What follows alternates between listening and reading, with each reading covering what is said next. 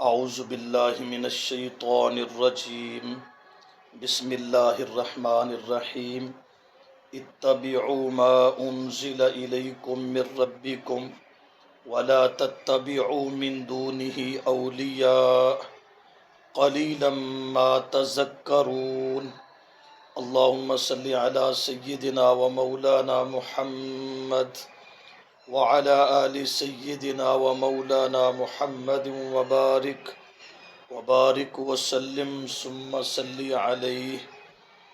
انتہائی واجب الاحترام دوستو، بزرگوں، محض مخلص موحد ساتھیوں،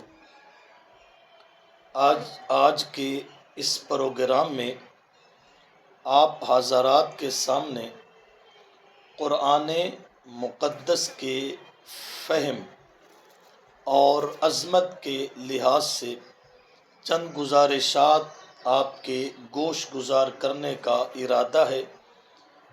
رب لم یزل مجھے حق سچ بولنے کی اور بعد ازاں فریقین کو عمل کرنے کی توفیق عطا فرمائے۔ کلمہ پڑھنے کے بعد ہر مسلم اور مومن کے لیے ضروری ہے کہ وہ قرآن مقدس کو سمجھے، لیکن فہم قرآن سے پہلے فطرت کے مطابق وہ اس کی عظمت کو پہچانے۔ جب تک عظمت دل میں نہیں آتی، انسان قرآن سمجھنے کا ارادہ ہی نہیں کر سکتا، کیونکہ قدر اور عظمت منزلت آئے گی تب وہ قرآن سیکھنے اور سمجھنے کے لیے وقت نکالے گا۔ قرآن مقدس کی فہم کیوں ضروری ہے، اس ضمن میں دیکھیں سورہ اعراف ابتدا سے، الف لام میم صاد، کتاب عظمت والی کتاب ہے، انزل الیک جو اتاری گئی آپ صلی اللہ علیہ وسلم کی طرف، فلا یکن فی صدرک حرج منہ پس نہ ہو آپ کے سینہ میں تنگی اس میں سے۔ تنگی کس بات کی ہے؟ تنگی اسی بات کی ہے کہ جس چیز کو امت کے لیے سمجھنا ضروری ہے وہ اس طرف دھیان کیوں نہیں کرتے، اس وجہ سے دل تنگ ہوتا تھا۔ اللہ نے تسلی دے دی۔ لِتُنذِرَ بِهِ، یہ جو لام ہے یہ تعلیلیہ ہے۔ انزال قرآن کی غرض و غایت کیا ہے؟ اللہ رب العزت نے دو چیزیں اس ضمن میں بیان فرمائی ہیں۔ ایک ہے لِتُنذِرَ بِهِ، تاکہ آپ آگاہ کریں اس کتاب کے ذریعے، عظمت والی اس کتاب کے ذریعے آپ ڈرائیں، یعنی آگاہ کریں۔ اس ڈرانے میں ہمدردی کا پہلو ہوتا ہے، اس لیے آگاہ کریں لوگوں کو قرآن کے مسائل و عقائد سے۔ اور دوسرا وذکرہ، اور نصیحت ہے، نصیحت اور نصیحت للمؤمنین، ایمان والوں کے لیے، ماننے والوں کے لیے نصیحت ہے قرآن مقدس۔ اب اس کے بعد جب اس سے آگاہ کرنا ہے، جب یہ نصیحت ہے، تو پھر اس قرآن کی اتباع ضروری ہو گئی، کیونکہ نصیحت کی اتباع ہوتی ہے، اور جس چیز کے ذریعے ڈرایا جاتا ہے تو اس چیز کی اتباع ضروری ہے، اسی سے خبردار کرنا ہے، آگاہ کرنا ہے۔ اس وجہ سے فرمایا اتبعوا ما انزل الیکم من ربکم، تم اتباع کرو اس کی جو اتاری گئی تمہاری طرف۔ پہلے فرمایا انزل الیک، اب ہے انزل الیکم، بواسطہ پیغمبر جو کتاب تمہاری طرف اتاری گئی ہے اس کی تم کیا کرو؟ اتباع کرو۔ اتبعوا امر کا صیغہ ہے، اور اتبعوا فعل امر ہے، آرڈر ہے، اور یہ وجوب کے لیے آتا ہے۔ ہاں قرینہ ہو تو استحباب کے لیے بھی آ سکتا ہے، لیکن قرینہ نہ ہو تو پھر امر وجوب کے لیے ہوتا ہے۔ یہاں وجوب کے لیے ہے کہ تم اتباع کرو اس کتاب کی جو تمہاری طرف بواسطہ پیغمبر اتاری گئی تمہارے رب کی طرف سے، تو تم کیا اتباع کرو۔ اتباع امر ہے، اتبعوا امر ہے، تو اس کا مطلب یہ ہے کہ قرآن کی اتباع فرض ہے، قرآن کی اتباع فرض ہے۔ اب سوال یہ پیدا ہوتا ہے کہ اتباع تب ہوتی ہے کہ جب ہمیں قرآن کی فہم ہو، قرآن کی سمجھ ہو۔ بغیر سیکھے قرآن کے ہم اتباع کیسے کریں گے؟ جب ہمیں قرآن کا مفہوم ہی نہیں آتا، معنی نہیں آتا، مطلب ہی نہیں آتا، ہمیں کیا پتہ اس میں اللہ رب العزت کی طرف سے کیا احکام و مسائل ہے، جب ہمیں قرآن کی سمجھ ہی نہیں ہے تو ہم اتباع کیسے کریں گے؟ اتباع تو تب ہوتی ہے کہ جب اس چیز کا پتہ ہو کہ اللہ ہمیں کیا فرما رہے ہیں، ہم کیا کہہ رہے ہیں۔ جب تک اس بات کا پتہ نہیں ہوتا تو اس وقت تک اتباع تو نہیں ہو سکتی۔ تو امت کی اس میں خیرخواہی کی جا رہی ہے کہ تم پر قرآن فہمی، قرآن کا سیکھنا سمجھنا یہ کیا ہے؟ فرض ہے، کیونکہ قرآن ہدی للعلماء نہیں ہے، قرآن ہدی للناس ہے۔ جس طرح قرآن سمجھنے کی عالم کو ضرورت ہے، محدث کو ضرورت ہے، زاہد عابد کو ضرورت ہے، تو اسی طرح عام لوگوں کو بھی اس کی ضرورت ہے۔ اس کے بغیر تو ایمان حاصل نہیں ہو سکتا، نہ کلمہ سمجھ آتا ہے، نہ ایمان سمجھ آتا ہے، اور نہ ہدایت مل سکتی ہے۔ تو اس لیے ضرورت سب کو ہے، جن و انس کو ہے، مرد و زن کو ہے، سب کو ہے۔ تو جب سب کو ہے، اتباع فرض ہے، تو اتباع ہوتی تب ہے کہ جب اس کو سیکھا جائے، سمجھا جائے۔ تو اس لیے ضرورت ہے اس بات کی، ہمارے گھروں میں، ہمارے سکولوں میں، ہمارے کالجز میں اور ہماری مساجد میں قرآن فہمی عام ہونی چاہیے، کیونکہ عام نہیں ہوگی تو لوگوں کو قرآن کا علم نہیں ہوگا، جب علم نہیں تو اتباع نہیں، جب اتباع نہیں تو پھر انسان دنیا آخرت میں کیا ہو گیا؟ ناکام ہو گیا۔ کیا ساری زندگی وہی کتابوں کی اتباع کرتے رہیں گے؟ وہ کہتا ہے میری کتابوں کی اتباع کرو، وہ کہتا ہے میری، وہ کہتا ہے میری، ہر طرف دھڑ بازی ہے، ہر طرف تفرقہ ہے، ہر طرف اپنی طرف ہر بندہ کھینچ رہا ہے، اور جب تک قرآن کو نہیں سیکھیں گے اتباع نہیں ہوگی۔ اس لیے ساری زندگی کتابوں پہ مت گزاریں، اس کتاب کی طرف آئیں۔ تو اس آیت میں دعوت فکر ہے، اور ہمارے لیے لمحہ فکریہ بھی ہے کہ قرآن کی اتباع کریں۔ قرآن کی اتباع تب ہو سکتی ہے کہ جب قرآن سمجھا جائے، لیکن آدمی تب سمجھے کہ جب اس کی عظمت اور قدر دل کے اندر ہو۔ اس ضمن میں چند آیات میں آپ کی گوش گزار کروں گا۔ آپ کسی عالم کو اچھا سمجھتے ہیں، اس کے علم سے متاثر ہیں، عمل سے، صورت سے، کسی پیر کو، کسی صوفی کو، کسی جن کو آپ متاثر ہیں، تو جب آپ متاثر ہیں تو ظاہر ہے آپ اس کے مطابق کوشش کرتے ہیں کہ میں عقیدہ اسی والا رکھوں، اسی کی تعلیمات، اسی کی کتابیں پڑھوں، اسی کا لٹریچر پڑھوں، کیونکہ آپ کے دل میں اس کی عظمت اور قدر ہوتی ہے۔ تو اس کا مطلب یہی نکلتا ہے کہ جب قرآن کی عظمت ہوگی تو تب اس کی قرآن فہمی کی طرف آپ رجوع کریں گے۔ اب دیکھیں ذرا سورۃ المائدہ پارہ نمبر 6 ہے، اور اس کی آیت نمبر ہے 48۔ وَأَنزَلْنَا إِلَيْكَ الْكِتَابَ، اور ہم نے اتارا آپ صلی اللہ علیہ وسلم کی طرف کتاب کو۔ الف لام ہے، کامل کتاب، کامل کتاب ہے، قیامت تک یہی قرآن مقدس یہی کتاب رہے گی، عالمگیر کتاب ہے، اس لیے فرمائے کامل کتاب ہے۔ بالحق، حق کے ساتھ، کتاب کو اتارا حق کے ساتھ۔ کیا مطلب ہے؟ حق ملے گا تو اسی کتاب سے ملے گا۔ حدیث تو اس کی تشریح ہے، فقہ اس کی تشریح ہے، اصل کتاب تو قرآن مقدس ہے، اسی سے حق ملے گا، اس کے علاوہ حق نہیں مل سکتا۔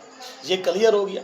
ہر مسلک جماعت والا کہتا ہے کہ میرا مسلک حق ہے، قرآن مقدس نے واضح کر دیا حق کتاب اللہ کے ساتھ، دیانتداری سے اس کو سمجھو گے، پڑھو گے تو تم اس سے حق سمجھ آ سکتا ہے۔ اگر گڑبڑ کی ہے، تحریف و تبدیلی کی، اس میں مراد کے اندر، معنی کے اندر تم نے گڑبڑ کی، تمہیں حق سمجھ نہیں آ سکتا۔ دیانتداری سے جو اس کا اہل ہے، جو صاحب استعداد ہے، وہ قرآن کو صحیح معنوں میں اس نہج پہ سمجھے جس کو نبی علیہ السلام، صحابہ، تابعین نے سمجھا، اور اسی کے مطابق تشریح کرے، اپنی منمانی نہ کرے اس کے اندر، اور اس میں ان سے تضاد بھی نہ ہو، خیر القرون کے لوگوں سے تضاد نہ ہو اس کی تفسیر کا، اس وقت اس کی یہ حجت ہے۔ تو حق اسی کتاب کے ساتھ وابستہ ہے۔ آپ ارد گرد کے ماحول کو دیکھیں، کون ہیں جو قرآن مقدس کے درس پہ زور دیتے ہیں اور لوگوں کو سمجھانے میں لگے ہوئے ہیں؟ ان کے علماء بھی، طلباء بھی، عوام بھی، چھوٹے بڑے سارے کیا کرتے ہیں؟ قرآن کا درس دیتے ہیں، اور قرآن لوگوں کو سمجھانے کی کیا کرتے ہیں؟ کوشش کرتے ہیں۔ جب وہی کوشش کرتے ہیں تو وہی جماعت حقہ ہوگی، اس کے علاوہ ہو بھی نہیں سکتی۔ تو کتاب سات حق ہے، مصدقاً، یہ قرآن مصدق ہے، یہ اشارہ کر دیا، یہ عالمگیر کتاب ہے، اور اسی قرآن میں قیامت تک ہدایت ہے، اس کے علاوہ کہیں ہدایت اور حق نہیں مل سکتا۔ اگر قرآن آخری کتاب نہ ہوتی تو یہ مصدق بھی نہ ہوتی، اس لیے قرآن مصدق ہے سابقہ کتب اور علوم کی۔ کیا مطلب؟ وہ سارے دین ان کا زمانہ ختم ہو گیا، ان میں تبدیلی ہو گئی، اب قیامت تک قرآن چلے گا، کیونکہ وہ ساری چیزیں قرآن نے ان کی تصدیق کر دی اور صحیح طریقے سے بیان کر دی۔ مصدق سے آپ علیہ السلام کی ختم نبوت کا بھی اشارہ ہے، اور قرآن کی آخری آخری کتاب ہے، اس کی طرف بھی اشارہ ہے کیونکہ مصدق ہے۔ اور یہ بھی واضح ہو گیا کہ اب اسی کی تصدیق چلے گی، قرآن کے علاوہ کسی کتاب کی کسی کے عقیدے پر تصدیق نہیں چل سکتی۔ جس کے عقیدے کی قرآن تصدیق کرے گا وہ حق پر ہے، اور قرآن جس کے عقیدے کی تصدیق نہیں کرے گا، اس کا عقیدہ قرآن کی کسی نص اور آیت سے ٹکرائے گا، اس کی قرآن تصدیق نہیں کرتا، وہ باطل پر ہے۔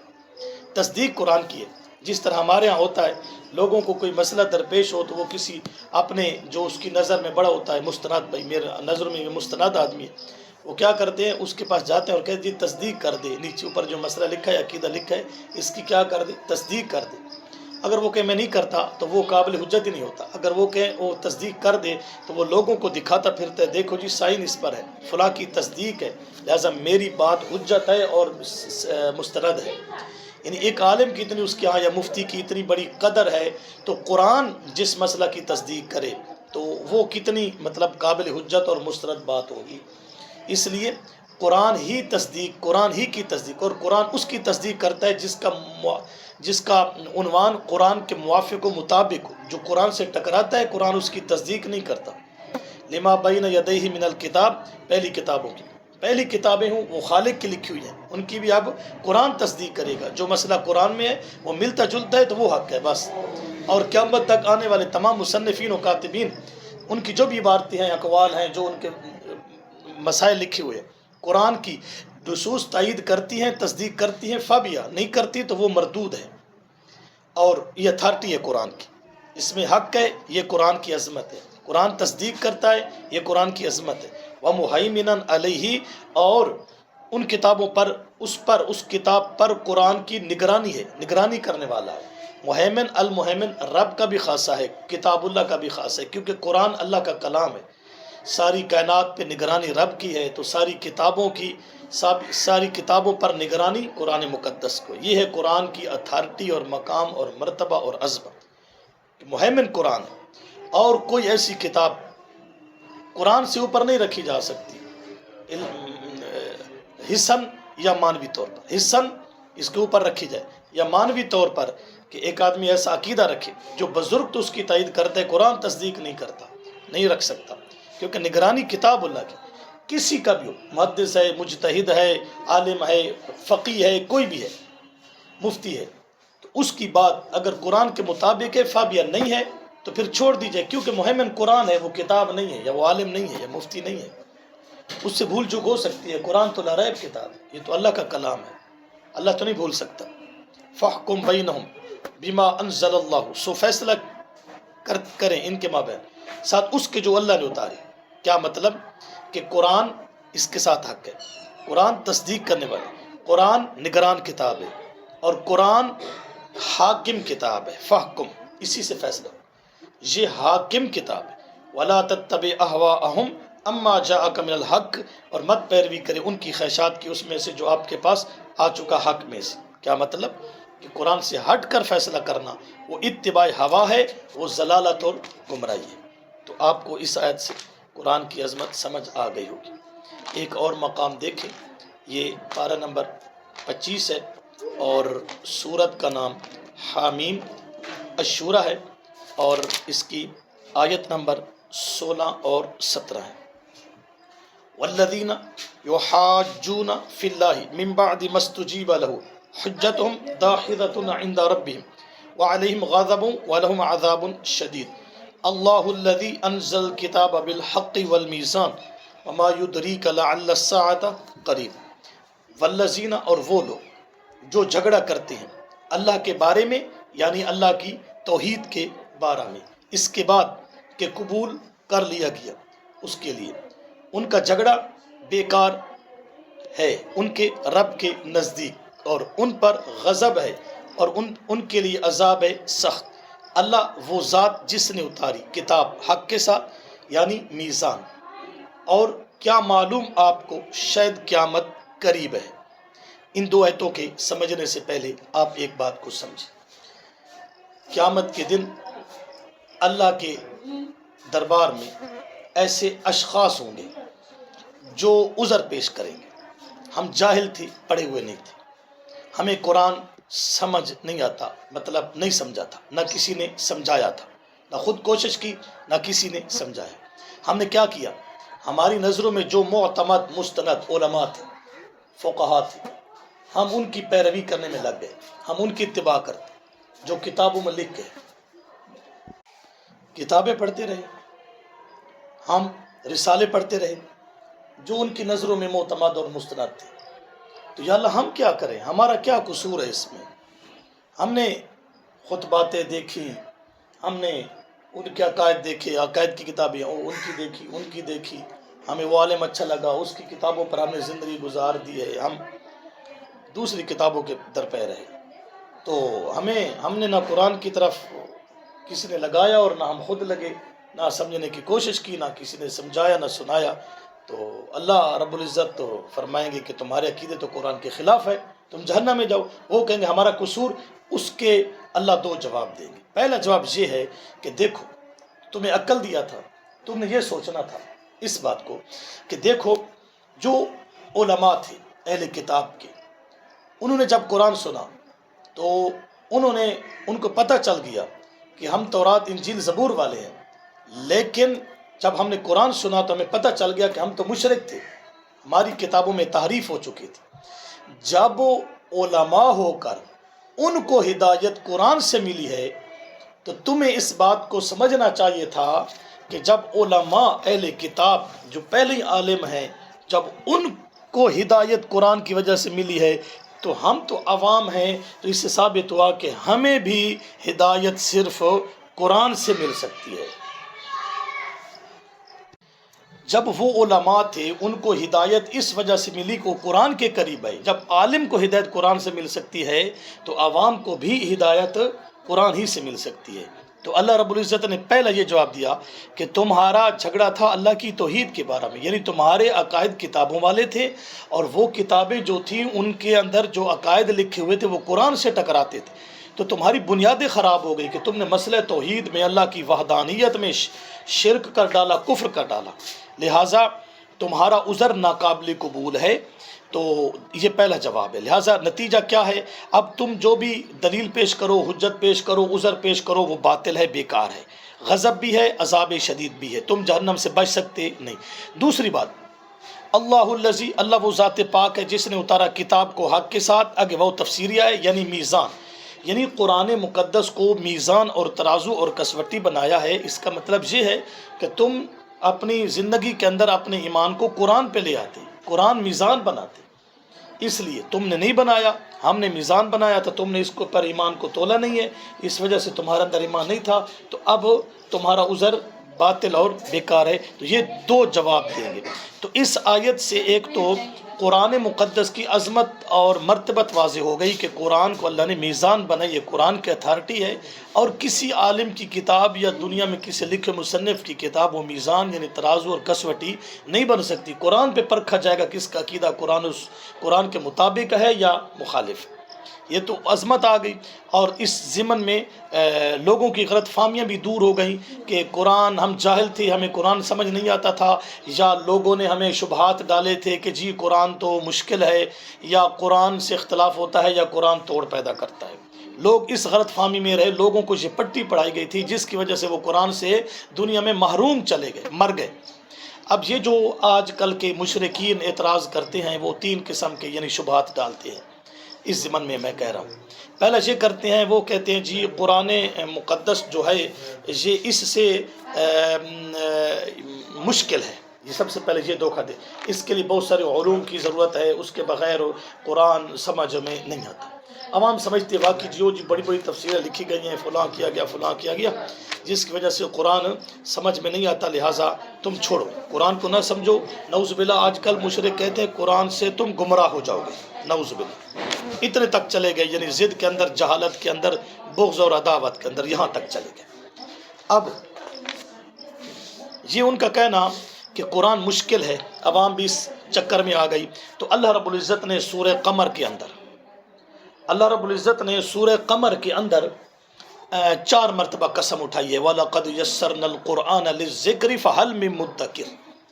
چار مرتبہ قسم اٹھا کے فرمایا کہ میں نے قرآن کو نصیحت کے لیے کیا کر دیا ہے، آسان کر دیا، اور دعوت فکر بھی دے دی۔ فَهَلْ مِن مُدَّكِرٍ، کیا ہے کوئی قرآن سے نصیحت حاصل کرنے والا، یعنی قرآن سمجھ کے نصیحت حاصل کرے، ایسا کوئی شخص ہے؟ آسان کتاب ہے، دنیا کی کتابیں جتنی لکھی گئی سب سے آسان کتاب قرآن مقدس ہے۔ تو اس شبہ جو مشرکین کی طرف سے شبہ تھا اس کا جواب حل ہو گیا۔ دوسرا یہ ہے کہ لوگ کہتے ہیں جی اس کتاب سے اختلاف ہوتا ہے۔ اللہ نے پارہ نمبر 14 سورہ نحل کے اندر اس بات کا جواب دیا ہے۔ آیت نمبر 64 ہے، 64، وَمَا أَنزَلْنَا عَلَيْكَ الْكِتَابَ إِلَّا لِتُبَيِّنَ لَهُمُ الَّذِي اخْتَلَفُوا فِيهِ وَهُدًى وَرَحْمَةً لِقَوْمٍ يُؤْمِنُونَ، اور نہیں اتارا ہم نے آپ پر کتاب کو مگر تاکہ آپ بیان کریں ان کے لیے وہ مسئلہ جس میں وہ کیا کرتے ہیں، اختلاف کرتے ہیں۔ کیا مطلب؟ اختلافی مسائل میں آپ قرآن بیان کریں اور فیصلہ کریں، قرآن کے ذریعے اختلاف کو ختم کریں۔ کیوں؟ اس لیے کہ قرآن ذریعہ ہدایت، ذریعہ رحمت ہے، اس قوم کے نفع کے لیے ہے جو ایمان لانا چاہتے ہیں۔ تو یہ مسئلہ واضح ہو گیا کہ قرآن سے، تو اس آیت میں یہ حل آ گیا، یعنی مشرکین کے شبہ کا جواب آ گیا کہ قرآن مقدس سے اختلاف ختم ہوتا ہے، اختلاف ہوتا پیدا نہیں ہوتا۔ تو یہ بھی مشرکین کا شبہ قرآن مقدس نے کیا کر دیا، واضح کر دیا۔ یہ دو باتیں ہو گئی، قرآن مشکل ہے، دوسرا اختلاف ہوتا ہے، دونوں کا جواب آ گیا یا نہیں آیا۔ اب ایک اور مقام دیکھیں، ایک تیسرا مشرکین کا شبہ ہے، وہ یہ ہے، لوگ کہتے ہیں کہ اس سے توڑ پیدا ہوتا ہے۔ قرآن مقدس نے اس کا بھی جواب دیا ہے۔ دیکھیں سورہ آل عمران آیت نمبر 103 اور پارہ نمبر 4 ہے، وَاعْتَصِمُوا، اور تم مضبوطی سے پکڑ لو، بِحَبْلِ اللَّهِ، اللہ کی رسی کو، قرآن، جمیعاً، ساری، تم سارے قرآن کی رسی کو مضبوطی سے پکڑ لو، سارے پکڑو اور ساری رسی کو پکڑو، سارے پکڑو، ساری رسی کو پکڑو، دو باتیں آ گئی، جمیعاً کا تعلق دونوں کے ساتھ۔ اگر تم سارے قرآن پر عمل کرو گے تو تم جمیعاً جماعت کہلاؤ گے، ولا تفرقوا، اور نہ تم قرآن سے متفرق ہوو۔ قرآن سے ہٹ کر عقیدہ اختیار کرنا تفرقہ بازی ہے، اور قرآن کے مسئلہ کو بیان کرنا، اس پہ متفق ہونا، یہ اتحاد ہے۔ قرآن مقدس نے کہا کہ اگر تم پورے قرآن کو مانتے ہو، چاہے ایک بندہ یا دو ہیں یا بہت ہے، وہ جماعت ہوتی ہے، اور جو شخص قرآن کی ایک آیت سے بھی اس کا عقیدہ ٹکراتا ہے، اس کا عمل ٹکراتا ہے، عقیدہ ٹکراتا ہے، تو وہ فرقہ ہے، تفرقہ ہے، فرقہ ہے، وہ جماعت نہیں، چاہے لاکھوں میں کیوں نہ ہو۔ یہ ہمیں عنوان قرآن نے دیا ہے۔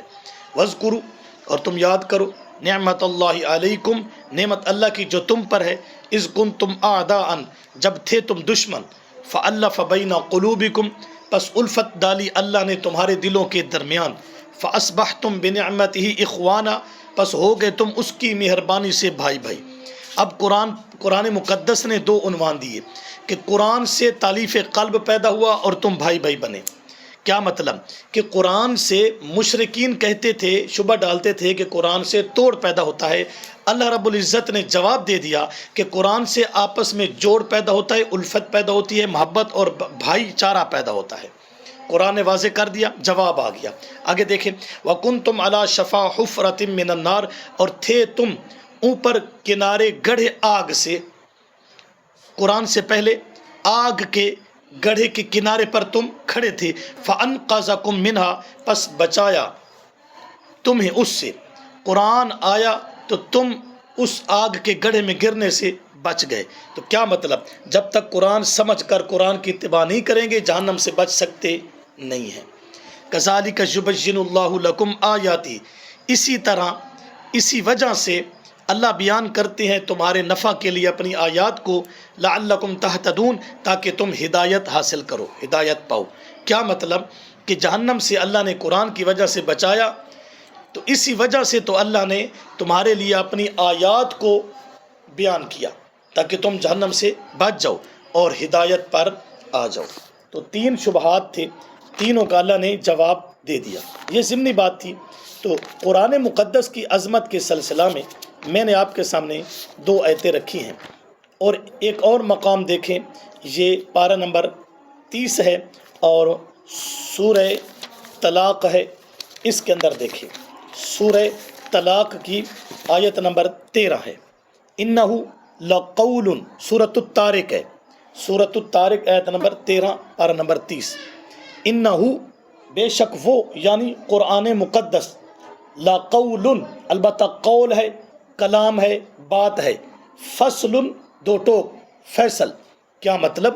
قرآن مقدس کی عظمت یہ ہے کہ قرآن جج کی حیثیت رکھتا ہے، فیصل کی حیثیت رکھتا ہے، قرآن کی بات حتمی ہوگی، قرآن مقدس کی ہی بات 2 ٹوک ہوگی۔ عظمت ہے قرآن مقدس کی کہ قرآن ہی جج کی حیثیت رکھتا ہے اور قرآن ہی فیصل ہے۔ اب دیکھیں سورہ حامیم الزخرف پارہ نمبر 25 ابتدا سے۔ حامیم، اس کی مراد اللہ ہی جانتے ہیں۔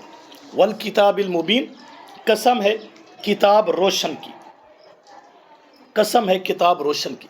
عظمت والی چیز کی قسم اٹھائی جاتی ہے، اللہ رب العزت نے اس کی قسم اٹھائی۔ جواب قسم یہی کتاب۔ کیا مطلب؟ آفتاب آمد بدلیل آفتاب، سورج کا نکل آنا سورج کی دلیل ہے۔ قرآن کی عظمت کی دلیل دینے کی ضرورت ہی نہیں ہے، خود قرآن دلیل ہے۔ سورج جب 12 بجے ہوں، ساری کائنات کو دلیل نہیں دینی پڑتی کہ سورج کھڑا ہے، قرآن سورج ہے، دلیل کی ضرورت ہی نہیں عظمت کی۔ روشن کتاب ہے، مبین روشن کتاب ہے، روشنی میں سب کچھ نظر آتا ہے۔ جو لوگ کہتے ہیں قرآن مشکل ہے، سمجھ نہیں آتا، ان کا دماغ خراب ہے۔ قرآن تو مبین ہے، یہ تو روشن ہے، روشنی میں سب کچھ نظر آتا ہے۔ قرآن کو آپ سیکھنا شروع کریں، آپ کو سب کچھ نظر آئے گا، حق کیا ہے، باطل کیا ہے، شرک کیا ہے، توحید کیا ہے، جائز کیا ہے، ناجائز کیا ہے، غلط کون ہے، ٹھیک کون ہے، سب نظر آ جائے گا۔ انا جعلناہ قرآنا، ہم نے اس کتاب کو بنایا قرآن، پڑھی ہوئی کتاب ہے، قیامت تک اسی کی قرات رہے گی، یہی رہے گی، یہ منسوخ ہونے سے پاک ہے، قابل تنسیخ نہیں ہے۔ عربیت، یہ عربیت کے اندر ہے۔ کیا مطلب؟ فصاحت و بلاغت سے بھرپور ہے۔ کیوں؟ لعلکم تعقلون، تاکہ تم سمجھو۔ تعقلون عقل سے ہے، عقل سمجھو، یہ قرآن کے نزول کی وجہ ہے۔ سورۃ الملک کے اندر ایک آیت ہے، اہل جہنم جب جہنم میں جائیں گے تو ایک تمنا کریں گے، لو کننا نسمع او نعقل ما کننا فی اصحاب السعیر، اگر ہم دنیا کے اندر قرآن خود سنتے یا کسی سے یا خود سمجھتے تو آج ہم دیکھتے آگ میں نہ ہوتے۔ نعقلو کا لفظ ہے اور یہاں ہے تعقلون۔ اگر دنیا میں سمجھا ہوتا تو پھر وہاں پر پشیمانگی نہ ہوتی۔ اس لیے اس کی عظمت کی طرف اس کی وجہ بتا دی، لعلکم تعقلون۔ قرآن فہمی ضروری ہے، اللہ نے اتارا ہی اس کتاب کو اسی لیے ہے، اور ہم اس کو کہاں استعمال کرتے ہیں؟ قبروں پہ، مزاروں پہ، ختموں پہ۔ وَإِنَّهُ فِي أُمِّ الْكِتَابِ، اور بے شک یہ قرآن لوح محفوظ میں، لدینا ہمارے ہاں، اللہ علی حکیم، لدینا عظمت کی طرف اشارہ ہے، ہمارے اس کا بڑا رتبہ ہے۔ لا علی، یہ بلند ہے، حسن یا مانوی دونوں طور پہ۔ لوح محفوظ میں جتنی آسمانی کتابیں اللہ نے اتاری وہاں رکھی ہوئی ہیں، سب سے اوپر قرآن رکھا ہوا ہے۔ دوسرا کہ اس کی عظمت بھی سب سے بلند ہے، اوپر ہو یا نیچے رکھی ہو، لیکن عظمت کے لحاظ سے یہ ساری کتب کی سردار کتاب ہے۔ حکیم، حکمت سے پر ہے۔ افنضرب عنکم الذکر صفحا ان کنتم قوما مسرفین، کیا ہم تم سے قرآن بیان کرنا چھوڑ دیں گے اس وجہ سے کہ تم منہ پھیرتے ہو اور تم قوم و حد سے بڑھنے والے؟ کبھی نہیں ہو سکتا۔ تم قرآن نہیں سنتے، کہ ہم سنانا چھوڑ دیں گے؟ نہیں، ہم سنا کے رہیں گے۔ قرآن ہے سنانے والی کتاب، یہ کسی کے روکنے والی کتاب ہی نہیں ہے۔ جو قرآن نہیں سنتا یا روکتا ہے، قرآن یا قرآن والوں سے مخالفت کرتا ہے، وہ قوم مسرفین ہے۔ وہ حد سے تجاوز کرنے والا ہے، وہ حد سے باہر نکلا ہوا ہے، الٹا گنگی ہے۔ لوگ قرآن بیان کرنے کو نعوذ باللہ فتنہ قرار دے دیتے ہیں، اور قرآن کہتا ہے جو قرآن نہ سنے وہ فتنہ پرور ہے، وہ فتنے والا ہے۔ تو قرآن کے ان الفاظ پر غور کرنا چاہیے۔ لہٰذا جب عظمت والی کتاب ہے تو پھر اس کا فہم ضروری ہے، اس کا سمجھنا سیکھنا یہ کیا ہے، ضروری ہے۔ اس ضمن میں سورت محمد کی ایک دو آیات دیکھیں۔ یہ پارہ نمبر 26 ہے اور اس کی آیت نمبر 22 سے میں ترجمہ کر رہا ہوں۔ فَهَلْ عَصَيْتُمْ، پس تم سے کیا امید رکھی جا سکتی ہے، ان تولیتم، اگر تم نے منہ پھیر لیا ہے، ان تفسدوا فی الارض، کہ تم فساد کرو زمین میں، وتقطعوا ارحامکم، اور کاٹو تم اپنے رشتوں کو، اولئک الذین، یہ وہ لوگ ہیں، لعنہم اللہ، ان پر اللہ نے لعنت کی ہے، فاصمہم، سو اس لعنت نے انہیں بہرا کر دیا، واعمی ابصارہم، اور اس لعنت نے ان کی آنکھوں کو اندھا کر دیا۔ افلا یتدبرون القرآن، کیا پس نہیں تدبر کرتے قرآن میں، ام علی قلوب اقفالها، یا ان کے دلوں پر یا دلوں پر ان کے قفل ہیں، تالے۔ کیسی آیت ہے؟ اللہ رب العزت نے فرمایا یہ فساد کرتے، یہ رشتوں کو کاٹتے، ان پر اللہ نے لعنت کی ہے، بہرے اندھے بن گئے باطن کے، دل کے۔ وجہ قرآن میں تدبر نہیں کرتے۔ جو قرآن میں تدبر نہیں کرتے، ان کے عقیدے گندے، وہ فساد کرتے زمین میں، کفریہ شرکیہ عقیدے پھیلا کر فساد کرتے ہیں، رشتوں کو کاٹتے ہیں۔ کیا مطلب؟ جو قرآن مقدس کے قریب نہیں آتے یا قرآن مقدس سنتے سمجھتے نہیں، اس والا عقیدہ نہیں، وہ فسادی ہیں اور وہ توڑ پیدا کرتے ہیں۔ کتابوں سے توڑ پیدا ہوتا ہے، جوڑ تو قرآن مقدس سے ہوتا ہے۔ تو ان پر اللہ کی لعنت ہے، لعنت کی وجہ سے دل کے اندھے بہرے ہو چکے، قرآن میں تدبر نہیں کرتے، ورنہ اندھے بہرے نہ ہوتے۔ دل پر قفل لگے ہیں، کیوں نہیں مانتے یہ دین حقہ کو، اسلام اور ایمان کی باتوں کو۔ اسی طرح اس سے پچھلی صورت کو دیکھیں،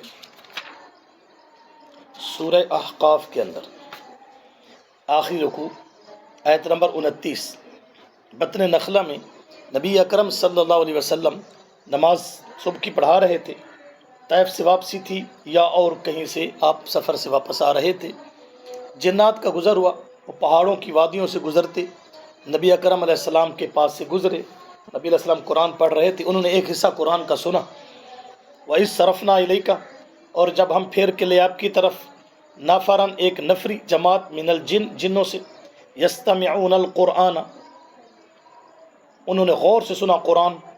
یہ قرآن کا ادب ہے، غور سے سنا جائے۔ آج کل لوگ آنکھیں بند کر کے بیٹھ جاتے ہیں، سو رہے ہوتے جب قرآن بیان ہوتا ہے۔ قرآن کا ادب ہے، اذا قرئ القرآن فاستمعوا له وانصتوا، غور سے سننا کیا ہے، ضروری۔ فلما حاضروا، کب قرآن سنا؟ جب آپ کے پاس حاضر ہوئے، اس جگہ کو حاضر ہوئے، قالوا، کہا، انصتوا، تم خاموش ہو جاؤ۔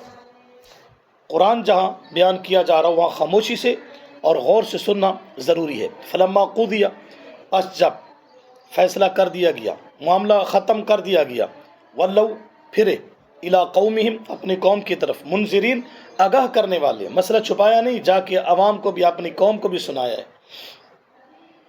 قالوا، کہا، یا قومنا، اے قوم ہماری، انا سمعنا کتابا، بے شک ہم نے سنا کتاب کو، عظمت والی کتاب کو، انزل من بعد موسیٰ، جو اتاری گئی موسیٰ علیہ السلام کے بعد، حالانکہ کہنا تھا عیسیٰ علیہ السلام کے بعد، کیونکہ وہ یہودی جن تھے، موسیٰ علیہ السلام کا کلمہ پڑھتے، تورات والے تھے، انہوں نے حضرت موسیٰ علیہ السلام کا نام لیا، کیونکہ وہ عیسیٰ علیہ السلام کو اللہ کا نبی بھی نہیں مانتے تھے۔ مصدقا لما بین یدیہ، تصدیق کرنے والی ہے وہ کتاب پچھلی کتابوں کی۔ فائدہ کیا ہوا؟ تم نے جو وہ کتاب سنی ہے، تم تو پہلے بھی تورات والے ہو، موسیٰ علیہ السلام کا کلمہ پڑھتے ہو۔ انہوں نے کہا ہم باطل پر تھے، اگرچہ تورات پر عمل پیرا تھے ہم، لیکن باطل پر تھے۔ قرآن سنا تو ہمیں حق سمجھ آیا، یہدی الی الحق، کیونکہ قرآن کے بعد حق صرف قرآن میں ہے، اور کسی کتاب میں نہ آسمانی نہ زمینی، حق صرف قرآن۔ جو پہلے حق تھے آسمانی کتابوں میں وہ تو ختم ہو گئے، ان کا زمانہ ختم ہوا تو وہ حق نہ رہا، اس لیے ان کی حقانیت اپنے زمانے تک تھی، اس کے بعد تو تبدیلی ہو گئی، وہ حق تو ختم ہو گیا، اس میں تو شرک عبارتیں گاڑ دی گئی۔ اب ہمیں قرآن سن کر حق ملا، دیکھ لیا اللہ کی کتاب تورات، اس کے باوجود وہ حق پر نہیں تھی۔ ہم کسی عالم کی کتاب کو اٹھائیں، ساری زندگی اسی کی تعلیم کرواتے رہے اور ہم کہیں ہم حق پر ہیں۔ کیوں؟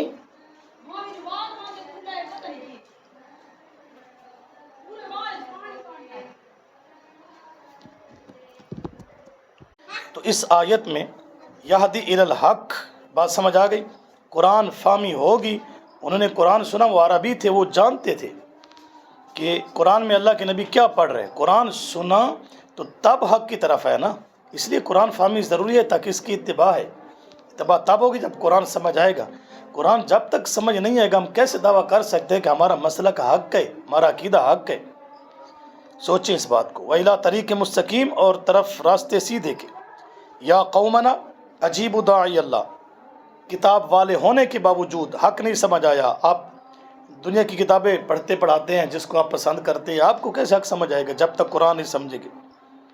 ہمارے لیے ایک لمحہ فکریہ ہے اور افسوس کا مقام بھی ہے کہ ہم نے جس کی اتباع کرنی تھی وہ اس کا ہمیں پتہ ہی نہیں ہے۔ اے ہماری قوم، تم قبول کرو اللہ کے داعی کی، بات سمجھ آ گئی نا؟ وآمنوا بھی، اس کے ساتھ ایمان لے آؤ۔ یغفر لکم من ذنوبکم، بخش دے گا اللہ تمہارے لیے تمہارے گناہوں سے۔ ویجرکم من عذاب علیم، اور بچا لے گا تمہیں عذاب دردناک سے۔ ومن لا یجب داعی اللہ، اور جو شخص نہیں قبول کرے گا اللہ کے داعی کو، فلیس بمعجز فی الارض، وہ نہیں عاجز کرنے والا زمین میں، ولیس لہ من دونہ اولیاء، اور نہیں اس کے لیے اللہ کے سوا کوئی کارساز، اولئک فی ضلال مبین، یہ کھلی گمراہی کے اندر ہوگا۔ اس کی گمراہی میں کوئی شک و شبہ نہیں ہے، وہ اس غلط فہمی میں اور مغالطے میں نہ رہے، وہ کھلے گمراہ ہیں۔ تو قرآن مقدس نے اس بات کو کیا کر دیا، یعنی تورات ماننے کے باوجود وہ مشرک تھے،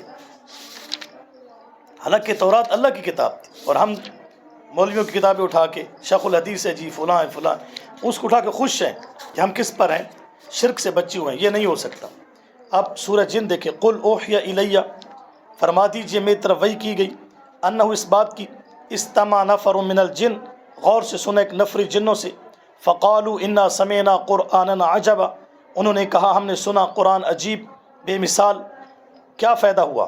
یہدی الی الرشد، اس نے رہنمائی کی طرف ہدایت کے، بھلائی کے، رشد و ہدایت۔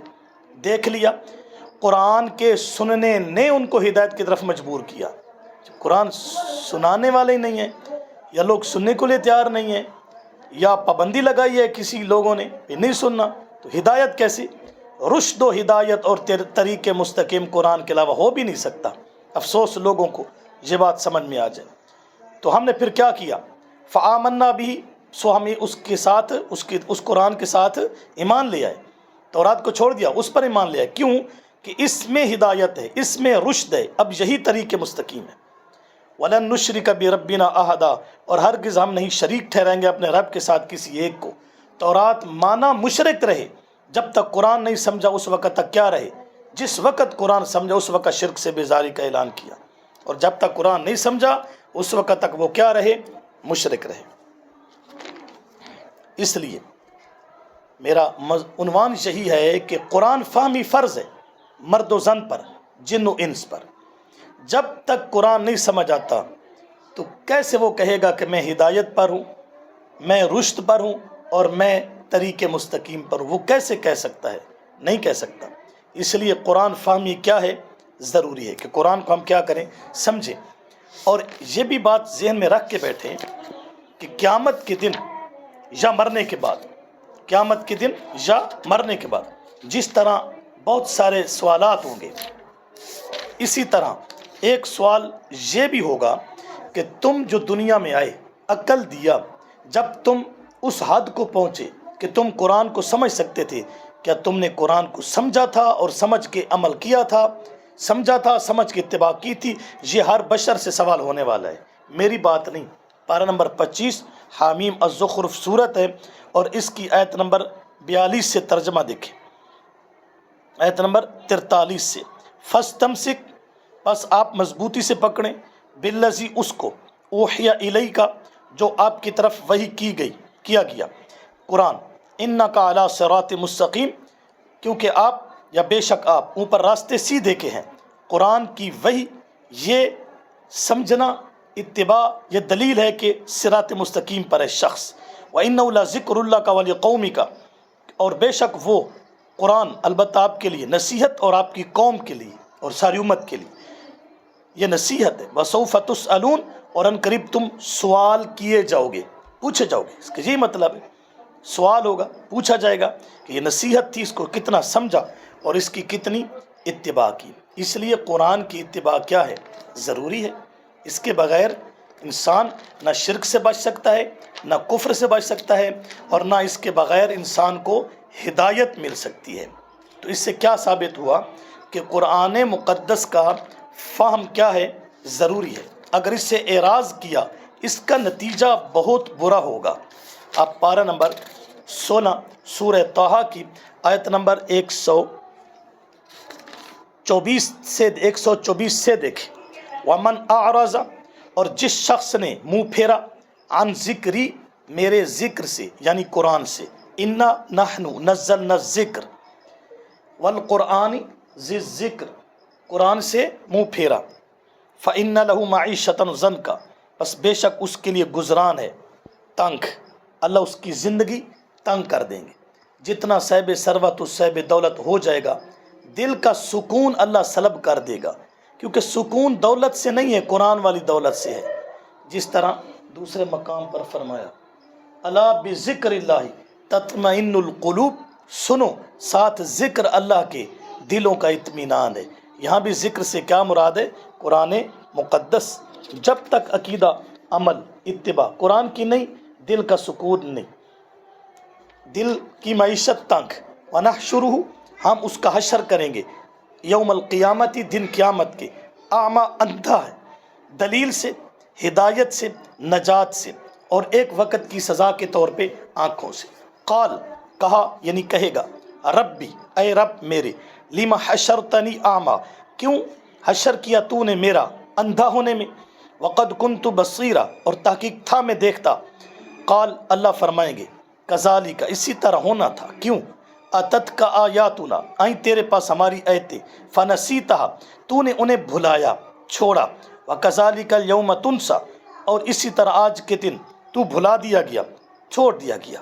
نسیان کو ترک لازم ہے، اللہ سے کوئی چیز بھولتی نہیں، مراد چھوڑ دیا. آج تیرے اوپر رحمت نہ ہوگی. وکذالک نجزی، اور اسی طرح ہم بدلہ دیں گے، جزا دیں گے، من اسرفا، جو شخص حد سے نکلا یعنی قرآن سے ہٹا، منہ پھیرا، نہ سمجھا نہ عمل کیا. ولم یؤمن بآیات ربہ، اور نہ ایمان لایا اپنے رب کی آیات کے ساتھ. ولعذاب الآخرۃ اشد وابقیٰ، دنیا میں دل کی گزران تنگ، بے چین، بے قرار، اور البتہ عذاب آخرت کا سخت اور ہمیشہ باقی رہنے والا ہے. تو ان آیات سے کیا ثابت ہوا کہ قرآن فہمی کیا ہے؟ ضروری ہے، تاکہ اس کی ہم کیا کر سکیں؟ اتباع کر سکیں. اقول قولی ھذا، استغفر اللہ لی ولکم ولسائر المسلمین. صدق اللہ العظیم.